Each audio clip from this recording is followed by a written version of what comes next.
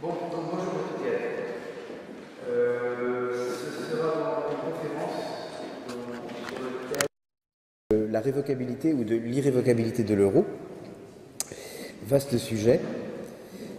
Mais avant d'entrer dans le vif de ce sujet, je voudrais faire quelques petits rappels sur des raisons qui empêchent l'existence d'un débat sur la question euro en France.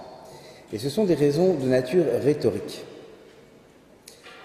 Il est assez important de les avoir présentes à l'esprit lorsqu'on entend des gens qui ne sont pas de notre mouvance débattre de l'Europe. À ce moment-là, on se rend compte de la vacuité du débat ou de son absence. Alors, il y en a dans deux catégories. La première chose est le mythe ou la fable ou la légende de l'autre Europe, qui est une chose extrêmement délétère. Et la deuxième, c'est ce que j'appelle les arguments tétanisants, parce qu'ils sont faits pour tétaniser l'adversaire ou l'opposant et l'empêchent de répondre, dans le sens où même s'il répondait à quelque chose, sa réponse serait décrédibilisée.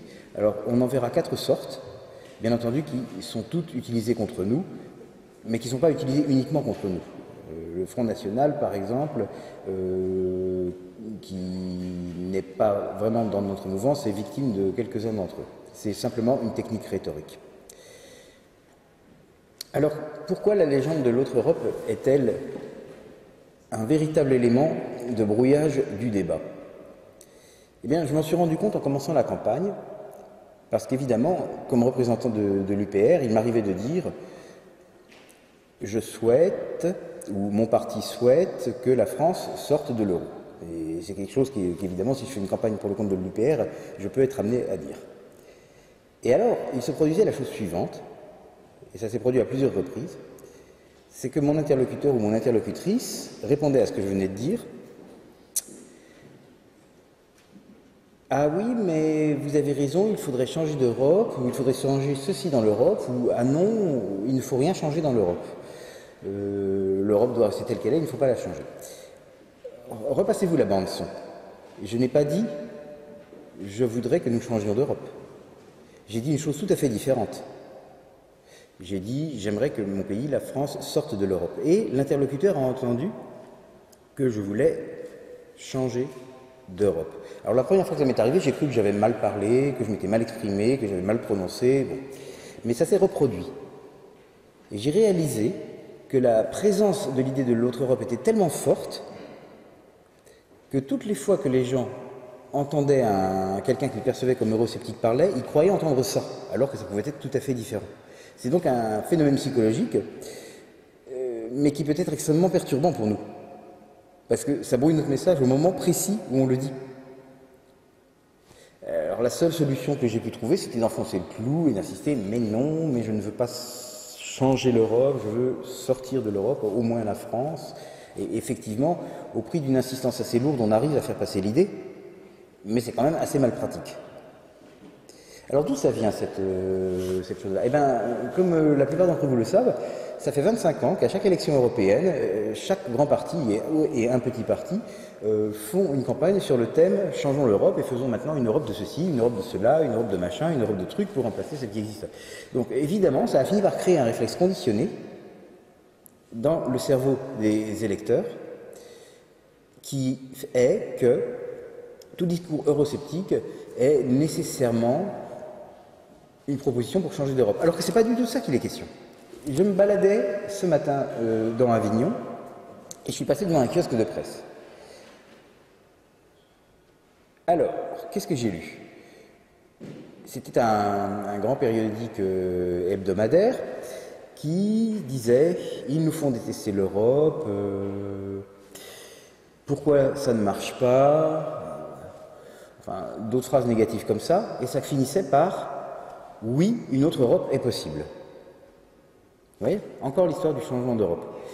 Et ça répond absolument pas à la question que se posent les Français. Si vous avez vu la une du Monde qui était en kiosque hier matin, donc ça devait être le Monde d'avant-hier soir, je suppose, cette une était occupée par le résultat de 2 sondages, qui devaient d'ailleurs déplaire à la rédaction du Monde, je présume, Un qui portait sur l'opinion des Français sur l'Union européenne, et puis l'autre qui portait sur l'opinion des Français sur l'euro, la monnaie de l'Europe. Et dans les deux cas, plus de 50% des Français étaient hostiles. Alors, quand le peuple pense « je ne veux plus d'Europe », qu'est-ce que lui répondent les médias? Oui, vous avez raison, il faut changer d'Europe. Vous voyez comment ça fonctionne, l'arnaque? Il s'agit en fait de déplacer le débat.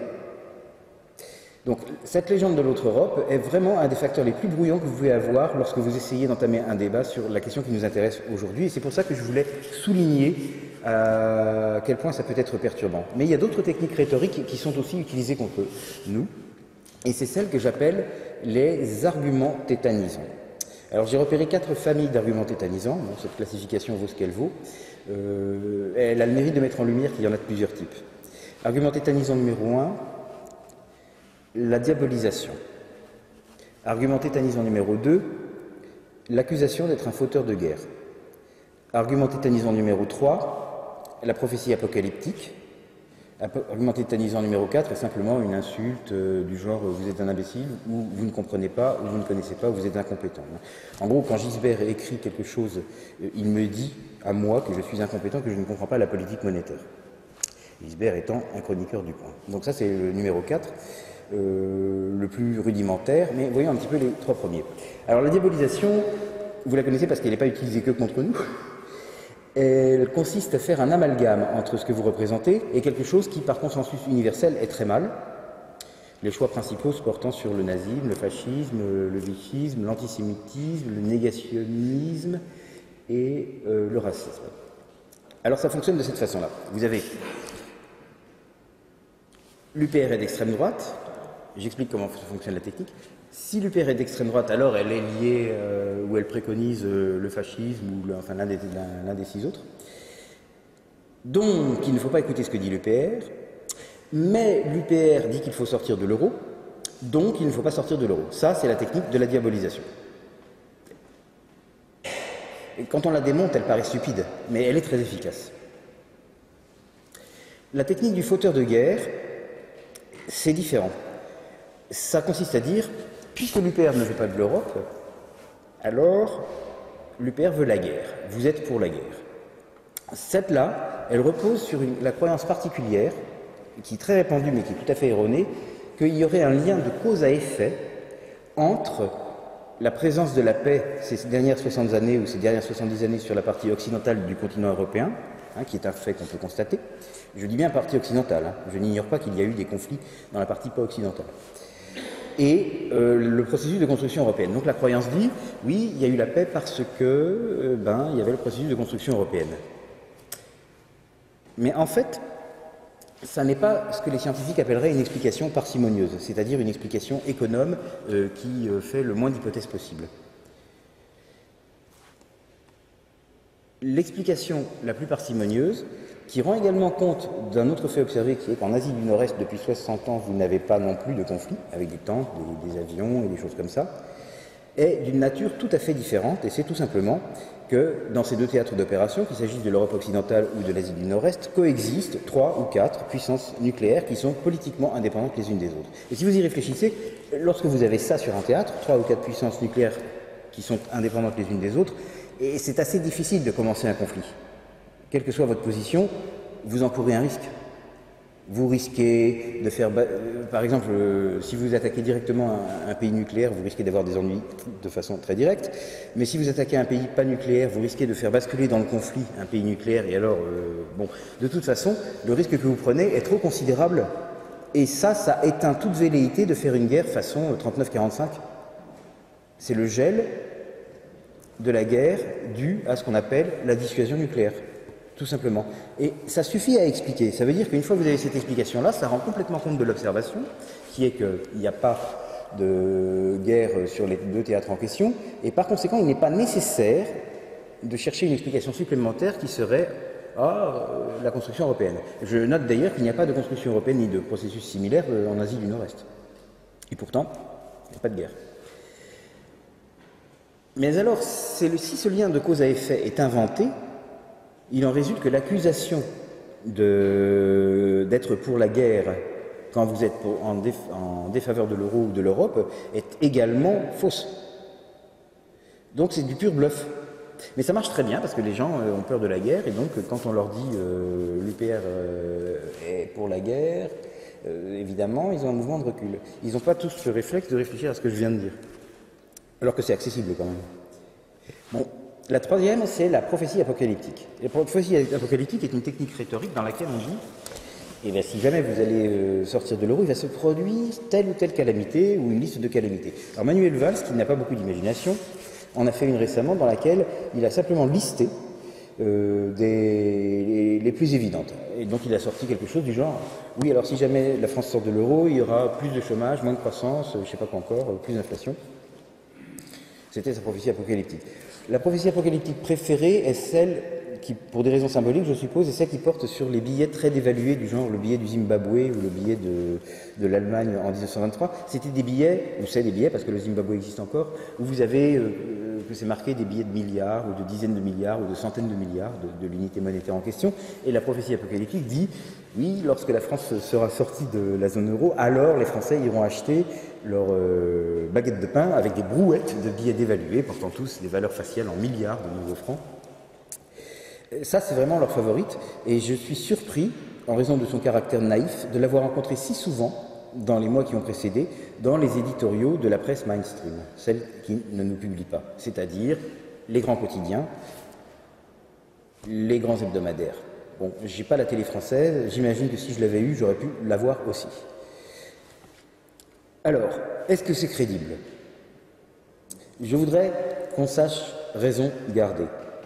La sortie de l'euro sera peut-être un choc, mais ça ne sera pas un choc d'une taille comparable à d'autres chocs que notre pays a connus.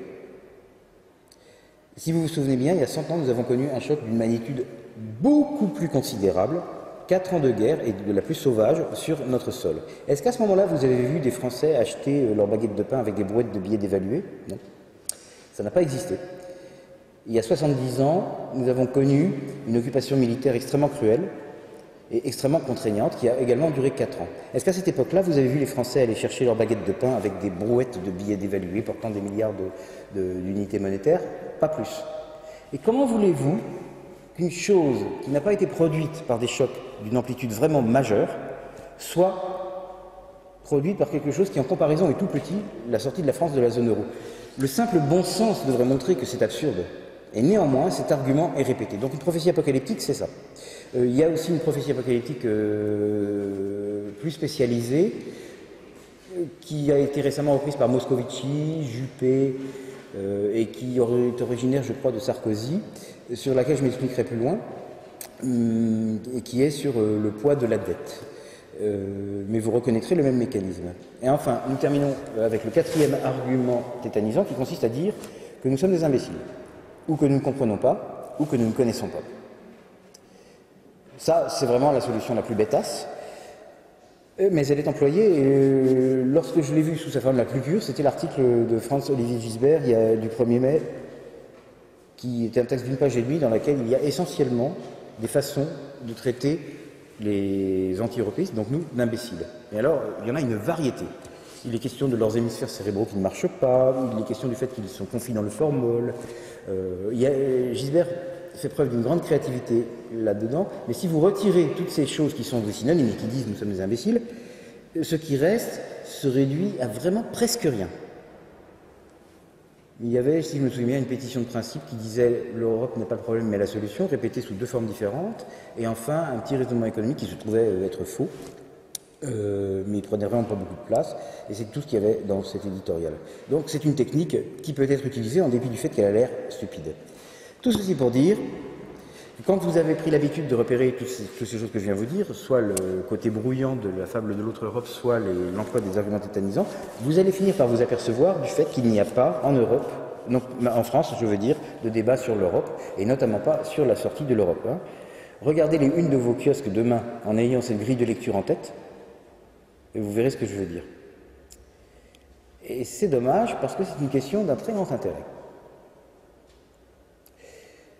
Aujourd'hui, je vais passer sur les raisons pour lesquelles nous souhaiterions sortir de l'Europe, parce que je pense qu'elles sont bien claires dans vos têtes, et puis je les ai détaillées dans d'autres conférences. pour me concentrer sur la question de l'irrévocabilité de l'euro, c'est-à-dire est-ce que l'euro est défaisable ou alors est-ce qu'il n'est pas défaisable, hein? Alors, la position officielle des autorités européennes, comme vous le savez, est que l'euro est irrévocable, c'est-à-dire pas défaisable, c'est-à-dire pour l'éternité. Et cette position est relayée par le parti au pouvoir en France, qui est l'UMPS, dont les principaux politiciens vous assènent, et vont continuer à vous asséner, que l'euro est en effet irrévocable et indéfaisable. Je suis bien placé pour savoir que ce n'est pas vrai, ayant moi-même travaillé sur des cas de dislocation de l'euro dans le cadre de mon précédent emploi. Non seulement ça, mais je sais exactement comment ça se passerait. Cependant, avant d'en arriver là, je crois qu'il faut faire un petit retour arrière sur l'année 2012. En septembre 2012, parce que c'est là que la question de l'irrévocabilité de l'euro a atteint le grand public. C'est pas qu'elle n'était pas débattue avant, mais vous avez dû l'entendre sur vos radios, télévisions et autres journaux à partir de ce moment-là. Que s'était-il passé? Il y avait, et ça a duré depuis le début de la crise, enfin disons 2008,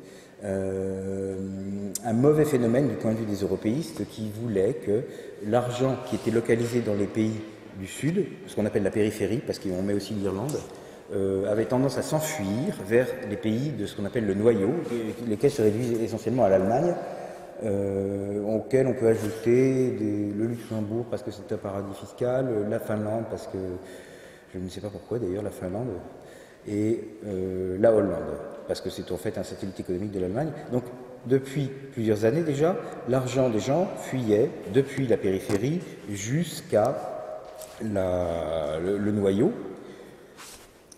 constitué de ces 4 pays et pour l'essentiel constitué de l'Allemagne. Et à l'été 2012, ce phénomène avait pris une intensité particulièrement aiguë. C'est-à-dire que la malheureuse Allemagne avait hérité de plusieurs, je ne sais plus, c'était 700 ou 800 milliards d'euros d'argent qui s'était comme ça enfui de la périphérie pour aller chez elle. Vous avez pu entendre parler de cette chose-là, ça s'appelait sous le nom de déséquilibre Target. Enfin, si vous ne connaissez pas le nom, c'est pas grave, mais peut-être que vous le reconnaîtrez pour l'avoir entendu dans d'autres contextes. Et ça mettait vraiment en danger la continuité de l'euro, d'autant plus que ça empêchait les pays de la périphérie, enfin les gouvernements des États de la périphérie, d'emprunter à des taux décents. Donc en particulier, l'Italie et l'Espagne se trouvaient obligés, de ce fait-là, d'emprunter l'argent dont ils ont besoin, parce qu'eux aussi ils ont une dette qu'ils doivent repayer, renouveler, tout ça, à des taux prohibitifs, s'agissant de l'euro qui est une monnaie forte. Ceci a fait craindre le pire aux dirigeants européens. Et comme les marchés connaissent ce genre d'histoire, les dirigeants européens savaient que les marchés pouvaient la décoder et comprendre que le feu était au lac. Par conséquent, Draghi étant le président de la BCE, il a utilisé une stratégie rhétorique brillante dans laquelle il s'est mis à dire « Je vais faire une nouvelle mesure, nous prendrons tout ce qu'il faut, nous ferons tout ce qu'il faut pour défendre la pérennité de l'euro, pour qu'il ne s'arrête jamais. Mais malheureusement pour lui, à cette occasion, comme il parlait avec des techniciens, des journalistes un petit peu spécialisés, il s'est livré à une explication de texte du phénomène qui contredisait exactement son affirmation de la pérennité de l'euro. En effet, il a dit « Oui, l'Espagne et l'Italie empruntent à des taux trop chers. Ce sont des taux qui sont plus élevés que quand c'est l'Allemagne qui emprunte, pour maturité comparable. Mais qu'est-ce qu'il y a dans ce différentiel de taux? Vous avez 3 choses. C'est Draghi qui parle. Nous sommes juillet 2012. Vous avez, ainsi qu'il est ordinaire, le risque de défaut, que l'Espagne ou l'Italie ne repaie pas sa dette, mais ce risque est évidemment minime parce que ce sont des États souverains qui ont un pouvoir fiscal. Vous avez le risque de liquidité, qui est le risque induit par le fait que le prêteur pourrait, dans le courant de la durée du prêt, avoir besoin de cet argent et ne pas pouvoir le récupérer, genre être contraint par une échéance pour lui-même. Mais celui-ci est le même pour tous les emprunts d'État, donc ça ne devrait pas créer de différentiel avec l'Allemagne. Et enfin, vous avez un troisième risque, c'est toujours Draghi qui parle, et il a bien tort, qui est le risque de change. Change entre quoi et quoi?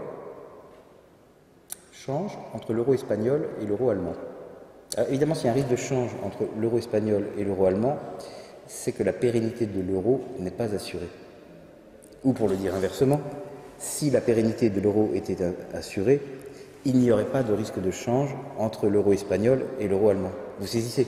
C'est complètement contradictoire.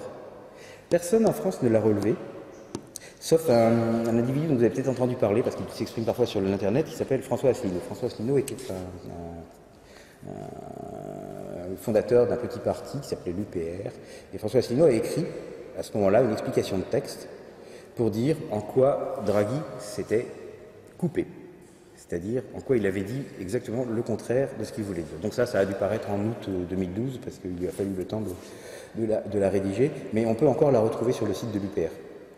Et à part ça, personne en France n'a remarqué la contradiction. Cependant, c'est Draghi lui-même qui a avoué la non-irrévocabilité de l'euro, et ça c'est intéressant parce qu'il n'est pas dans une position où il a véritablement intérêt à dire que l'euro est irrévocable. Et il l'a fait implicitement.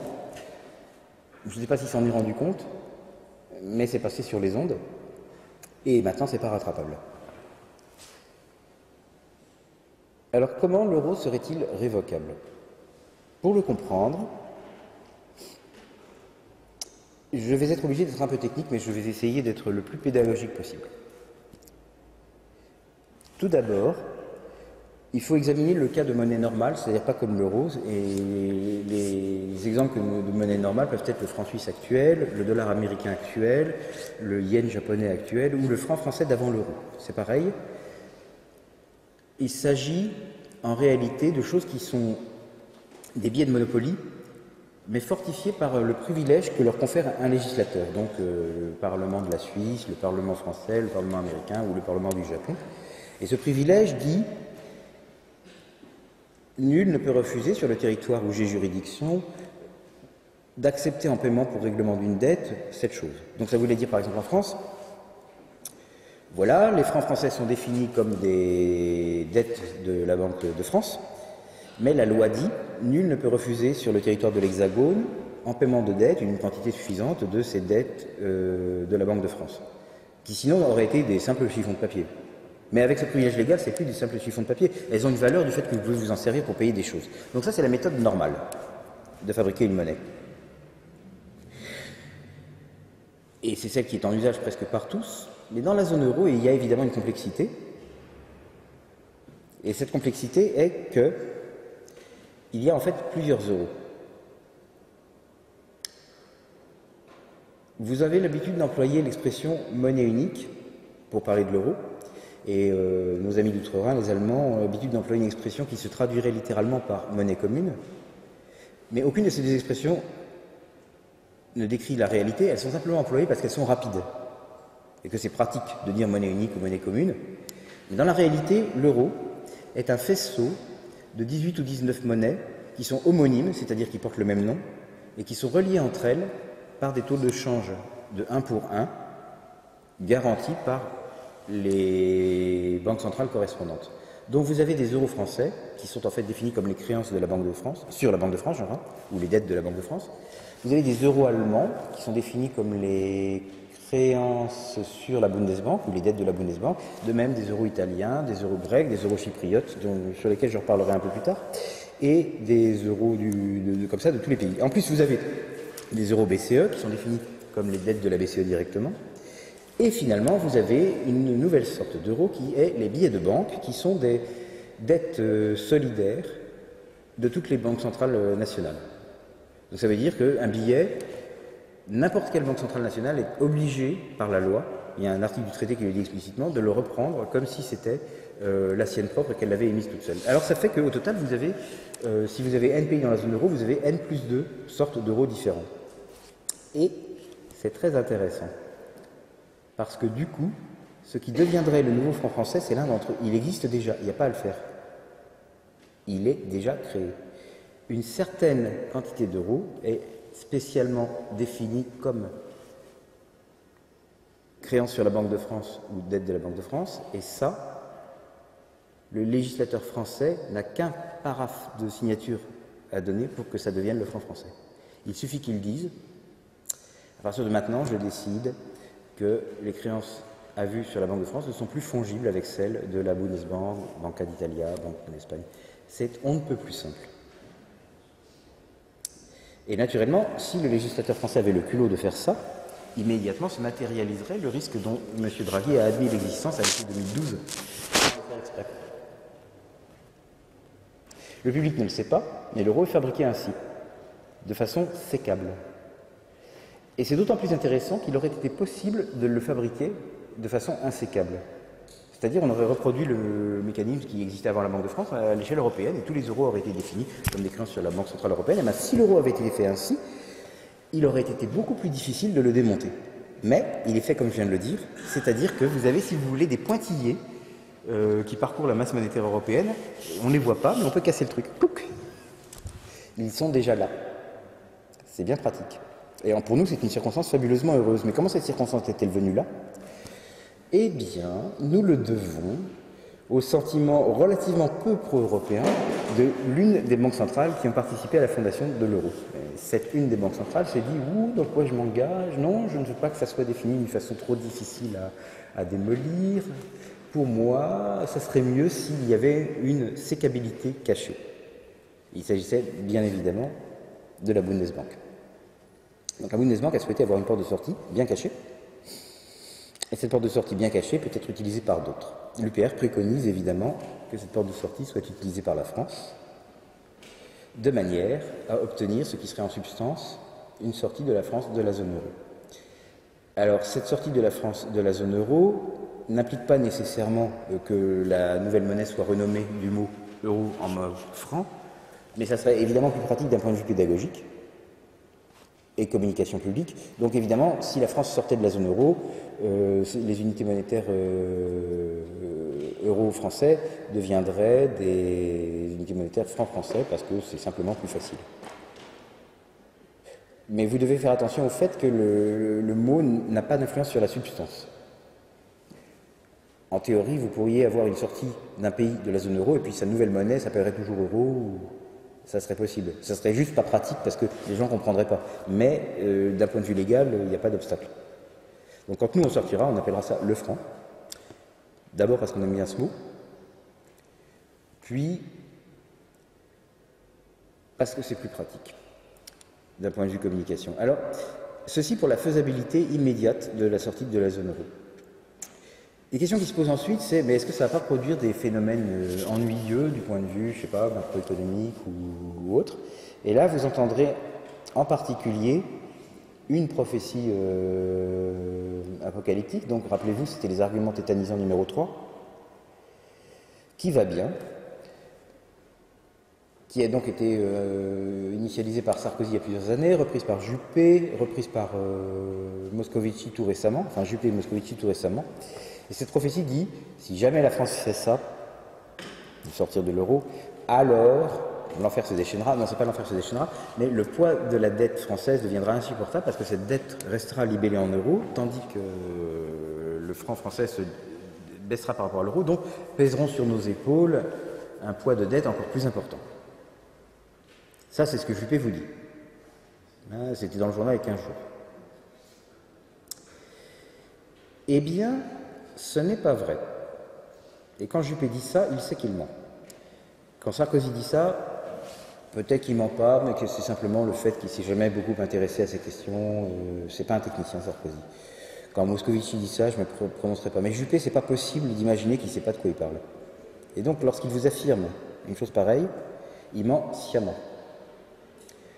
En fait, la première chose que nous regardons quand nous travaillons sur des questions d'exit d'un pays européen, c'est dans quel cadre juridique sont définis les titres de dette qui vont être, du pays qui va sortir.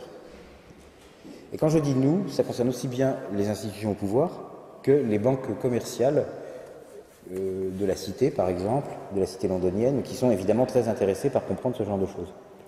Il y a consensus de la profession, que ce soit FMI, que ce soit Commission, que ce soit nous, la BCE, que ce soit Goldman Sachs, que ce soit la Société Générale, etc., pour dire que ce qui est déterminant pour savoir si la dette se transforme dans la nouvelle monnaie, le franc français, ou si elle reste dans l'ancienne monnaie, l'euro, est le cadre juridique dans lequel ce titre de dette a été écrit. Alors la situation varie de pays à pays. Dans le cas actuel, aujourd'hui, les titres de la dette grecque ne sont pas écrits en droit grec, parce que les investisseurs ont appris à se méfier. Mais les titres de dette d'État français sont très majoritairement de droit français. Ce qui veut dire que si la France sortait de l'euro, automatiquement, et sans qu'on ait rien à dire, à faire ou à écrire, la dette française deviendrait libellée en francs français. Et alors, il en résulte que ne se produirait pas la catastrophe dont Juppé vient de vous dire qu'elle se produirait.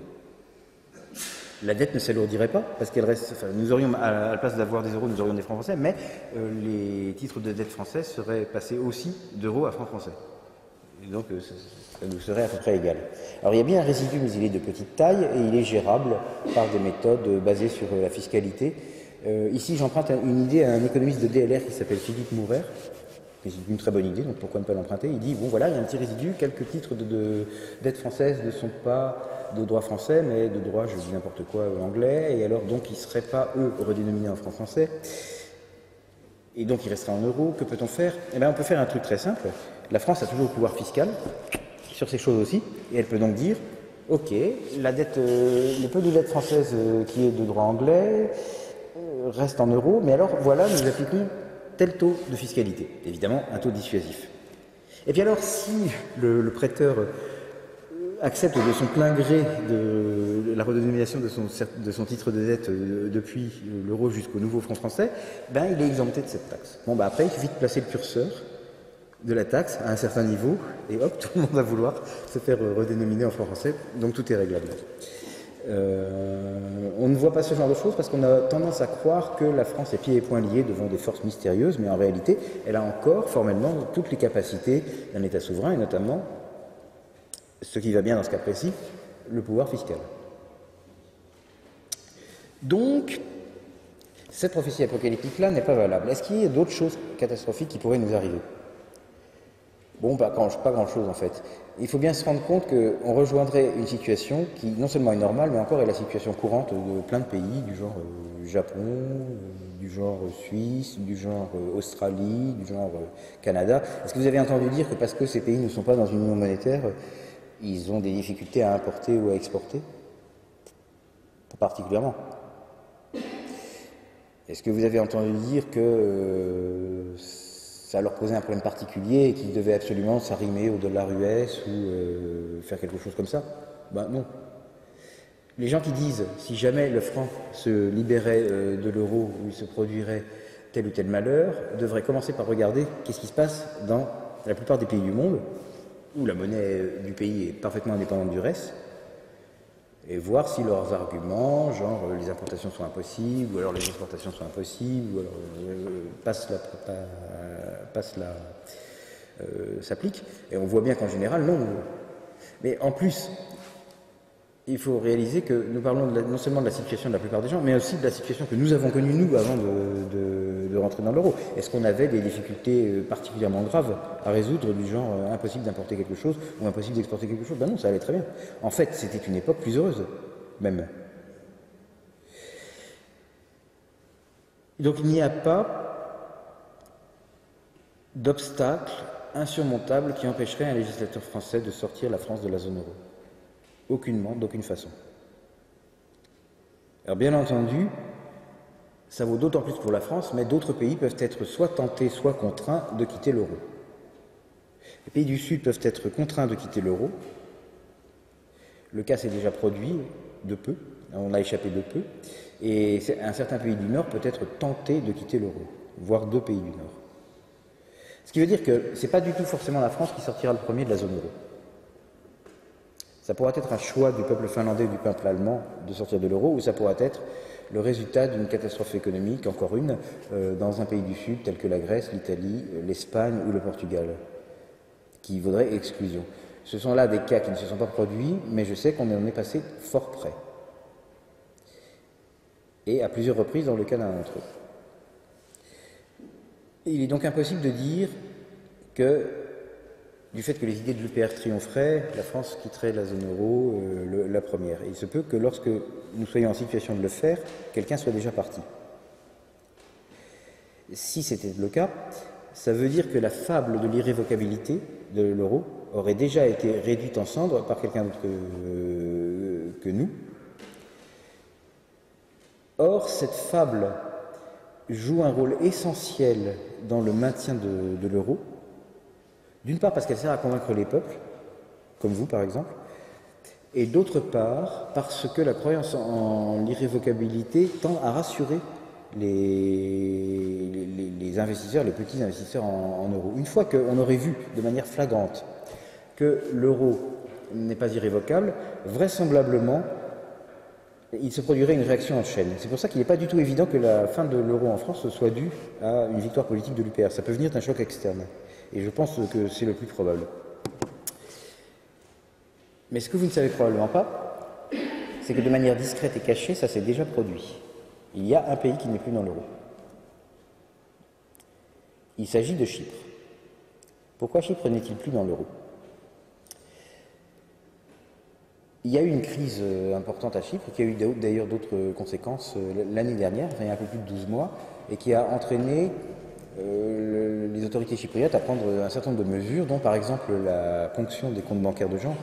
Ça c'est célèbre, vous en avez sûrement entendu parler. Et par ailleurs, un contrôle des capitaux qui fait que, qui est d'ailleurs contradictoire avec la lettre des traités européens dont Chypre est signataire, et qui fait qu'il n'est pas possible d'exporter librement des euros chypriotes vers le reste du monde, enfin notamment vers les autres pays de la zone euro.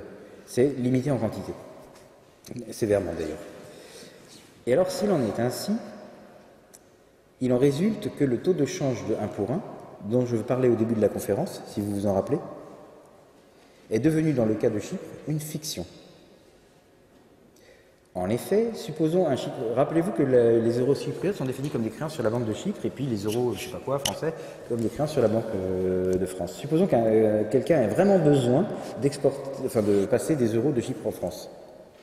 Comme il est limité, la seule possibilité qui lui reste offerte est d'échanger son compte à la Banque de Chypre contre un compte à la Banque de France. Donc il doit trouver quelqu'un qui accepte l'échange. Mais comme c'est lui qui est forcé, il est obligé d'accepter de payer une prime. Et il en résulte que l'échange ne se fait plus au taux de 1 pour 1.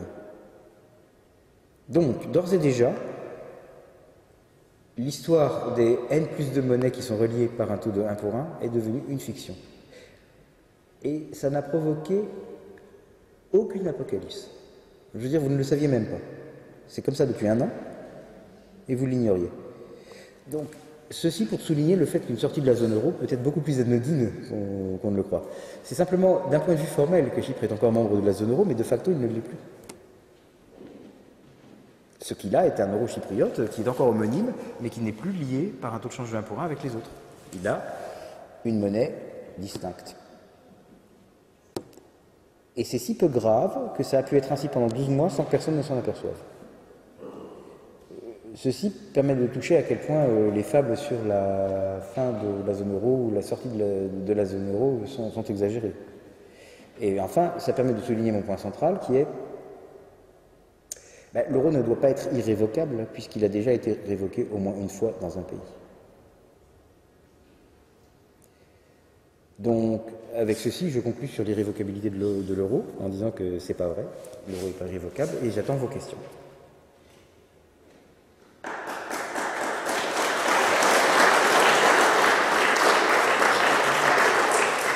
Oui, d'accord. Ok. À mon avis, la montagne de dettes qui s'est construite n'est pas de la faute de la loi de 73, parce que si jamais ça avait été organisé autrement, les mêmes dettes seraient apparues. Fondamentalement, ça vient du fait qu'il y a eu plus de dépenses que de recettes. Et si vous aviez eu un système dans lequel l'État français avait pu se financer à la Banque de France, les dettes seraient arrivées quand même pour la raison suivante. En empruntant à moins que le taux de marché à la Banque de France, l'État aurait fait un bénéfice. D'accord? En particulier, s'il emprunte à taux nul, là, il fait un bon bénéfice. Mais alors, du coup, comme il n'y a pas de miracle, la Banque de France fait une perte. Et au bout d'un moment, le propriétaire de la Banque de France est obligé de payer pour cette perte. Je veux dire, si vous êtes propriétaire d'une banque qui fait une perte, vous devez, à un certain moment, couvrir cette perte. Elle ne peut pas faire une perte infinie. Et qui est le propriétaire de la Banque de France? l'État français. Ce qui fait que ce qu'il n'aurait pas payé par un circuit, il l'aurait payé par un autre circuit. Et au total, ça se serait retrouvé pareil. Enfin, c'est une explication un peu simplifiée, mais qui a le mérite de faire valoir qu'il n'y a pas de solution miracle. Si jamais vous empruntez plus, si jamais vous dépensez plus que ce que vous gagnez, aucune combinaison astucieuse, aucun miracle ne peut faire que vous n'ayez pas plus de dettes. Alors ceci, évidemment, entre en contradiction avec la croyance largement répandue que la loi de 73 serait une forfaiture destinée à taxer les États et tout ça. Je pourrais rentrer dans ces détails-là, mais ça vient d'un malentendu quelque part, et fondamentalement de la confusion que font beaucoup de gens entre l'émission monétaire et la création monétaire. Mais je ne sais pas si... Enfin là c'est technique, je ne sais pas si ça va intéresser les gens. Oui, d'accord. Très bien. Alors l'émission monétaire, c'est quand la Banque de France, ou la Banque centrale en charge, émet la monnaie qui a le privilège légal dont je parlais tout à l'heure plus tôt dans la conférence. Si vous ne dormiez pas à ce moment-là, j'ai dit que ce qui fondait normalement la valeur d'une monnaie était que vous aviez un petit privilège légal qui était que le législateur disait qu'on ne pouvait pas refuser, ça s'appelle le monopole du cours légal et forcé, et ça veut dire que vous ne pouvez pas refuser en paiement cette chose-là. Donc, quand la Banque de France écrit un certificat de dette sur elle-même, enfin, comme quoi cette chose-là est du privilège légal dont je parle, qu'il s'agisse d'un format électronique ou d'un billet de banque, et ça s'appelle de l'émission monétaire. D'accord ? La création monétaire, c'est différent, c'est un truc que fait quelqu'un qui n'est pas protégé ou bénéficiaire de ce privilège légal, comme par exemple la BNP ou la Société Générale, ou telle autre banque qui réside en France. Alors, dans le cas de la création monétaire, ça se passe comme ça. C'est la BNP, je les prends sans intention de nuisance, enfin je veux dire, il me faut un exemple, donc BNP, disons, qui dit à un client, ben voilà, je te crédite ton compte de 300 francs, et elle n'a rien en échange, enfin elle a juste dit ça.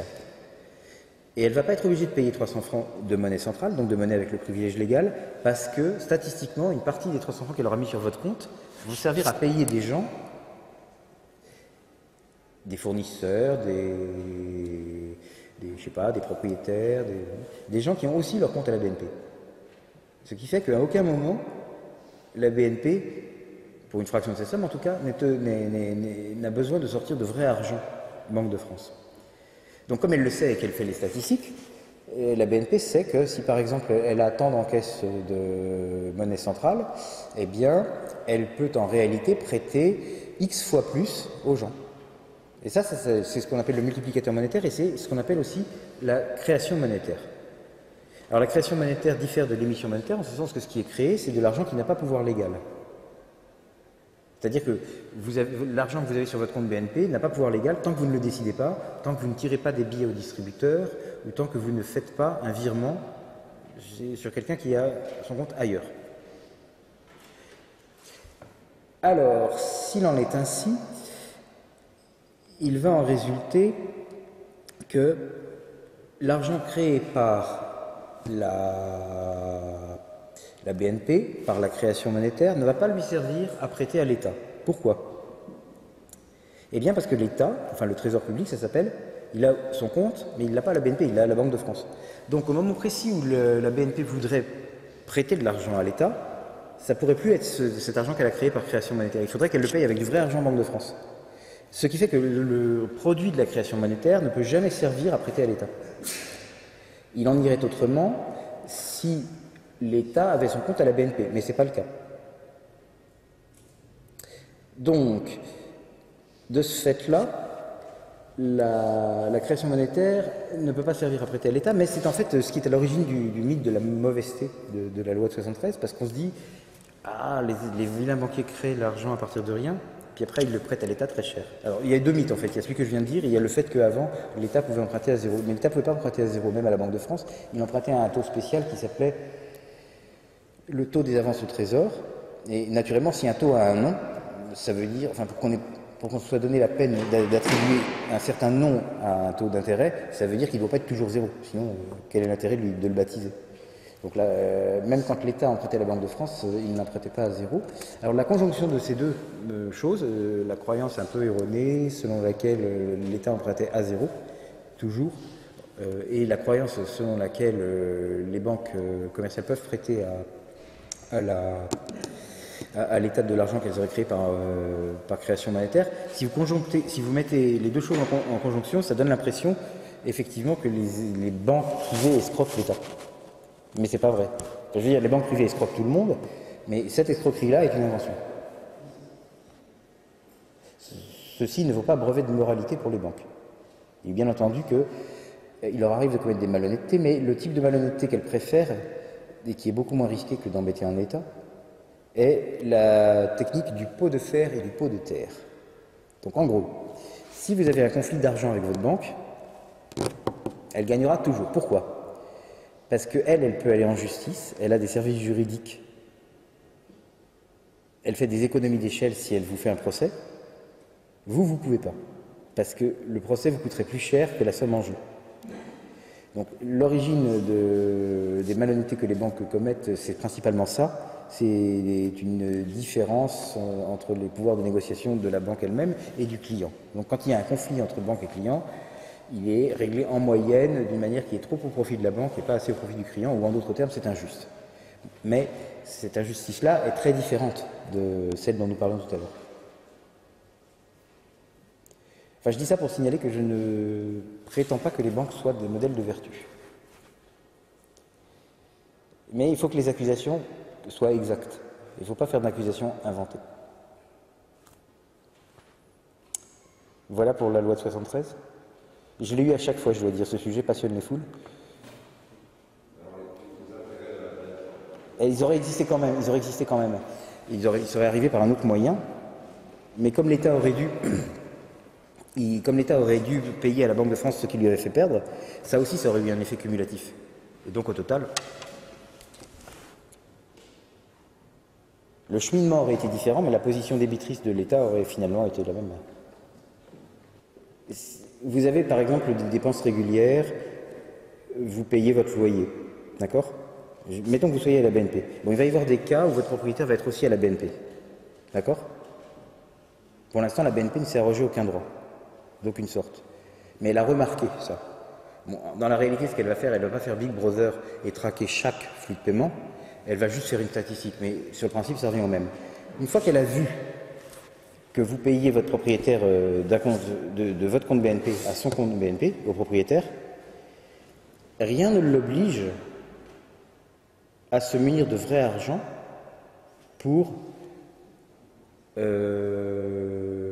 quand vous virez l'argent de votre loyer à votre propriétaire. Elle ne s'est pas arrogé un droit, elle a simplement astucieusement remarqué que vous étiez plusieurs à avoir vos comptes chez elle, et elle en tire profit. Oui, c'est pas spécifiquement la BNP, puisqu'on peut... Non, mais la BNP, c'est un exemple. Quand je dis la BNP, c'est un exemple, c'est bien entendu n'importe laquelle. Mais vous vous rendez compte avec ce truc-là, si au lieu d'avoir une dizaine de grandes banques, vous aviez une seule immense banque, si c'était complètement regroupé, à ce moment-là, elle pourrait faire complètement ce qu'elle veut et la Banque de France n'aurait plus aucune importance. Et inversement, si au lieu d'avoir 10 grandes banques, vous aviez 10 000 microscopiques banques, cette histoire de multiplicateur monétaire ne marcherait plus. Donc si vraiment le multiplicateur monétaire vous embête, vous n'avez qu'à scinder les banques en sous-banques et en sous-sous-banques, indépendantes les unes des autres, et puis voilà. Mais ce n'est pas une histoire que les banques s'arrogent à un droit quelconque. À aucun moment, elles ne peuvent utiliser un privilège légal. Donc, en sortant de l'euro et de l'Europe, les deux ensemble, ce que vous allez faire, c'est que vous allez empêcher la mondialisation de mettre en concurrence le travailleur français avec le travailleur de pays moins bien lotis. Ce qu'il appelait, lui, des pays à bas coût. Ce faisant, les entreprises françaises, enfin celles qui sont localisées dans la France, seront obligées de faire travailler les Français, parce qu'il y aura ces frontières économiques. Et par conséquent, elles embaucheront des Français qui, du coup, auront de l'argent qu'ils n'avaient pas avant, parce qu'avant ils étaient chômeurs, avec quoi ils achèteront des produits en France, ce qui fait qu'il y aura une demande pour des produits fabriqués en France, et les entreprises françaises auront besoin alors et ainsi de suite, et ainsi de suite. Donc le truc est de casser la mise en compétition du travailleur français qui est protégé par des privilèges du genre sécurité sociale, retraite, assurance chômage, niveau de salaire élevé, je sais pas quoi, et quelqu'un qui n'est pas protégé du tout, parce que sinon, avec une compétition totale, le quelqu'un qui n'est pas protégé du tout gagne toujours. Et par conséquent, le travailleur français soit se retrouve au chômage, soit est obligé d'accepter une baisse de tant son revenu que sa protection sociale. La réalité étant une combinaison des deux. Une partie des Français sont placés au chômage, tandis que l'autre est obligé de passer du CDI au CDD, de voir sa retraite passer de 60 ans à 65 ans, et ainsi de suite. Vous comprenez ? C'est toujours la même pression en fait. Bientôt il n'y aura plus de SMIC, voilà. Donc si vous voulez arrêter ça, vous êtes obligé de mettre des frontières, mais si vous faites ça, alors vous n'aurez plus la possibilité, ou du moins ça sera plus difficile, d'aller prendre des vacances à Marrakech ou je sais pas où. Le fait est que il y a un prix à payer et c'est après à vous de voir si vous préférez inverser la courbe du chômage tout en restreignant votre confort, d'une manière qui n'est quand même pas si dramatique parce qu'il est toujours possible d'aller en vacances en France. Ou si vous trouvez que votre liberté de prendre des vacances à Marrakech et en Uruguay est tellement importante qu'il ne faut pas inverser la courbe du chômage. Après, le choix, le jugement de valeur, il est vôtre. Mais c'est ce choix-là qui se pose. Soit on met des frontières économiques, et on a un effet agréable et un effet désagréable, qui pour ma part sont disproportionnés, c'est-à-dire qu'il faudrait choisir de mettre effectivement ces frontières économiques, soit on ne le met pas, et alors on reste dans la situation actuelle, avec d'ailleurs la certitude de son aggravation. Parce que comme les Français ne sont pas encore tombés au niveau des Laotiens, si vous continuez l'exposition pleine et entière à la mondialisation, ça ne s'arrêtera que lorsque les Français seront tombés au niveau des Laotiens. Il n'y a qu'à ce moment-là que la concurrence ne jouera plus en défaveur des travailleurs français. Donc, il faut du protectionnisme. Sans protectionnisme, vous allez perdre le SMIC, le CDI, tout quoi. Enfin, tout ce qui a constitué à la fois le niveau de vie important et la protection sociale qu'on nous a envié finalement jusqu'à il y a 15 ans, vous le perdez. Et en le perdant, ça peut aller très loin parce que vous pouvez véritablement arriver dans des situations misérables. Misérable au sens strict. Donc il faut du protectionnisme, c'est la seule possibilité pour maintenir la même qualité de vie. Et alors, il faut d'ailleurs noter que c'est une démarche très égoïste. Ça veut dire que vous maintenez une certaine qualité de vie pour les Français dans la France. Le reste, vous vous en foutez. C'est néanmoins le choix que je préconise. Mais après, vous pouvez dire non, moi je me sens solidaire du reste du monde, je suis citoyen du monde et donc je veux que... Auquel cas, vous devriez effectivement être en faveur de la mondialisation. Et donc contre le programme que je propose.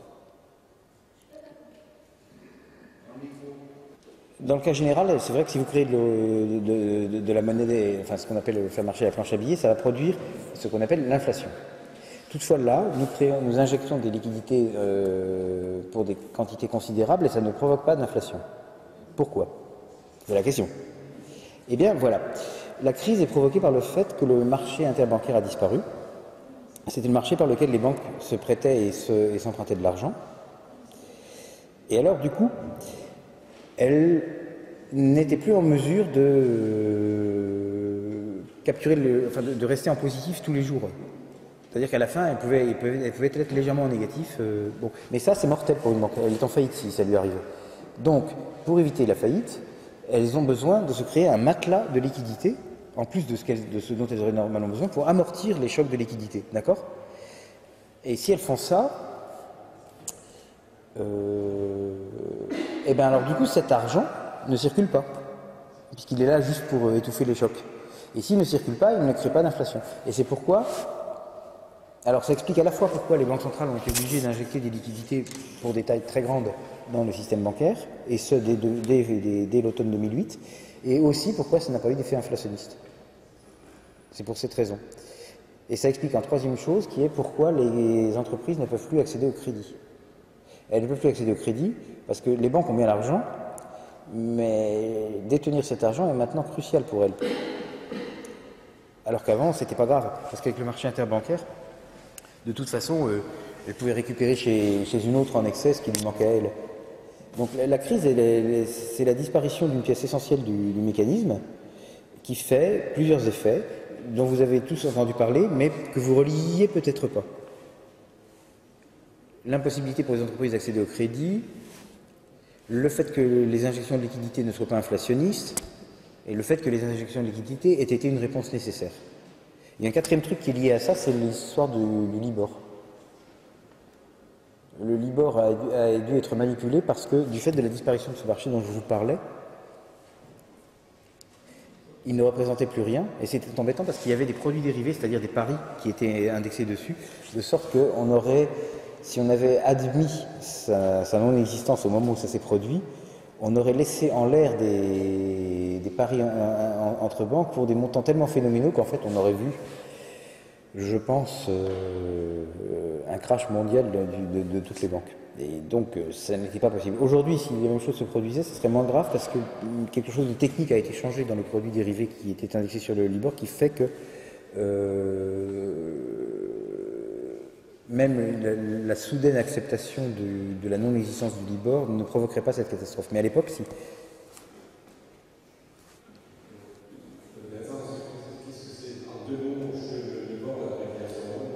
Ouais, Libor c'est une abréviation anglaise qui veut dire London Interbank Offered Rate, et c'est en fait une espèce de photographie officialisée du taux d'intérêt de ce marché dont je viens de vous dire qu'il a disparu à un moment donné. C'est-à-dire, vous avez des gens qui regardent ce marché, des gens de confiance en principe, et puis qui à 11 heures ou à une heure fixe disent voilà ça vaut tant. Puis alors il y a un mécanisme qui fait que tout ça est agrégé dans un chiffre unique, et ce chiffre unique est ce qu'on appelle en anglais le fixing. Et ce fixing à son tour sert de base à des paris d'argent qui prennent une forme standardisée, enfin plusieurs formes standardisées, et qui reviennent à dire, bon, si vous voulez, vous avez deux banques, il y en a une qui dit ce fixing demain il sera à 3,20, et l'autre dit il sera à moins de 3,20, la première dit il sera à plus de 3,20, et donc on regarde si c'est au-dessus ou en dessous de 3,20, et la perdante paye la différence au gagnant. C'est le principe du produit dérivé, c'est ça. Donc, vous voyez comment on passe du fixing au produit dérivé. Naturellement, les produits dérivés peuvent exister, puisque ce sont juste des paris de gré à gré faits entre des gens, ils peuvent exister pour des tailles beaucoup plus considérables que le marché de départ sur lequel on les a basés. Donc, si vous avez le marché monétaire interbancaire qui n'existe pas beaucoup mais qui existe un peu, et puis qu'il y a un fixing du marché interbancaire, deux banques peuvent se dire ok, je vends à 3,20, j'achète à 3,20 pour des tailles même gigantesques. En revanche, si jamais il n'existe plus du tout, c'est-à-dire s'il n'y a plus rien à photographier, plus rien à observer, à ce moment-là, les positions ouvertes entre les deux banques dont nous parlons deviennent indémêlables. Il n'y a plus moyen de trancher qui va devoir de l'argent à qui. Et ça met tout le monde en faillite. C'est ça en fait qui s'est passé. Est-ce que c'est clair? Bon, il me semblait aussi. Je vois à la tête de l'assistance que...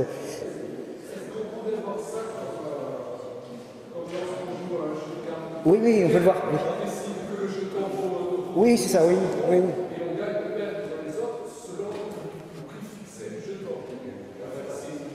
Ouais. Alors ça servait, parce que maintenant ça servait en principe à vous assurer contre des risques que vous ne vouliez pas prendre. Par exemple, imaginez que vous ayez des OAT dans votre portefeuille, par exemple. Et alors vous vous dites, oui, mais ces OAT, d'ici à demain ou après-demain, elles pourraient certes gagner en valeur, mais elles pourraient aussi perdre en valeur.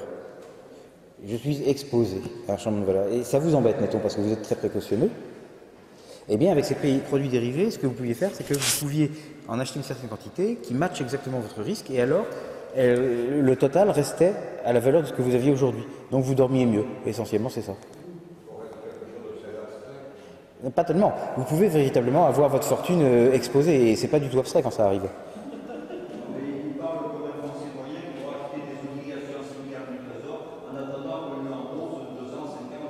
Dans ce cas-là, le français moyen en question, celui-là n'a pas besoin de recourir aux produits dérivés. Mais d'autres, si. Enfin, je veux dire, il y a des Français riches, et puis des Français très riches, et puis des banques, et puis des étrangers. Enfin, au total, voilà à quoi ça servait.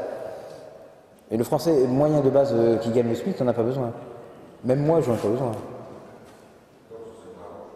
Bah si, parce qu'il y a des gens plus riches que moi quand même. Ça sert pour les riches et puis ça sert pour les banques aussi. Ça sert par exemple pour les assurances. Une assurance vous promet de vous payer votre retraite, mettons. Vous avez souscrit une assurance vie, donc l'assurance vie va plus tard vous donner des sous. Et comment est-ce qu'elle fait pour être sûre de pouvoir payer? Elle va acheter des OAT. Non, mais j'essaie d'expliquer un principe. Bon, elle va acheter par exemple des OAT, et alors elle pourra être inquiète à l'idée du fait que si le prix des OAT bouge dans le sens qu'elle ne veut pas, en fait elle sera incapable de remplir ses obligations vis-à-vis de vous, enfin de vous et de population entière de clients. Et pour éviter ça, elle sera bien contente de trouver des dérivés. C'est quand même assez exact dans la mesure où vous pouvez calculer des ratios de couverture avec plein de décimales. Et après, ce qui n'est pas exact, c'est que tout le monde ne s'en sert pas pour assurer un risque. Il y en a qui, au contraire, font la démarche inverse et le font pour prendre un risque, c'est-à-dire spéculer. Ou parier. Spéculer et parier, ça veut plus ou moins dire la même chose. Alors, ce qui vous détermine à augmenter votre risque pour spéculer et parier, ou au contraire à réduire votre risque parce que vous êtes un investisseur prudent, ça c'est pas une science exacte. Par contre, le fait est que vous pouvez relativement bien faire celle de choses que vous avez décidées. Et ça se calcule de manière assez exacte. D'ailleurs, c'est pourquoi mon métier est un métier. Si c'était pas exact, personne ne pourrait le faire. Une dernière question, puis on passera à l'apéritif sur un samedi. Une dernière question. Est-ce que vous pensez que les crédits des faux swaps sont principaux responsables de la crise financière mondiale? Non. Les crédits faux swaps sont un produit particulier de dérivé, mais c'est un autre qui a déclenché l'incendie. Ils sont liés aux subprimes. Oui, mais tout est lié à tout. Tout est lié à tout. L'origine, ça venait donc des subprimes, effectivement, qui ne sont pas vraiment des produits dérivés, mais des produits titrisés. Mais enfin, il fallait un déclencheur. De toute façon, le problème était à la base que les banques étaient devenues trop confiantes. Si vous vous rappelez ce qu'elles écrivaient dans leurs publications spécialisées à cette époque-là, moi je me rappelle, c'était la volatilité a disparu, il n'y aura plus jamais de risque. Vers 2005-2006, on lisait des choses comme ça. Et évidemment, c'était prématuré. Donc en fait, il y a eu un excès d'enthousiasme qui fait que certaines banques se sont mises à acheter des choses trop chères, prenant des risques qu'elles ne voyaient pas. Ça s'est trouvé avec les subprimes, mais sinon ça aurait été autre chose. Comment? Ouais.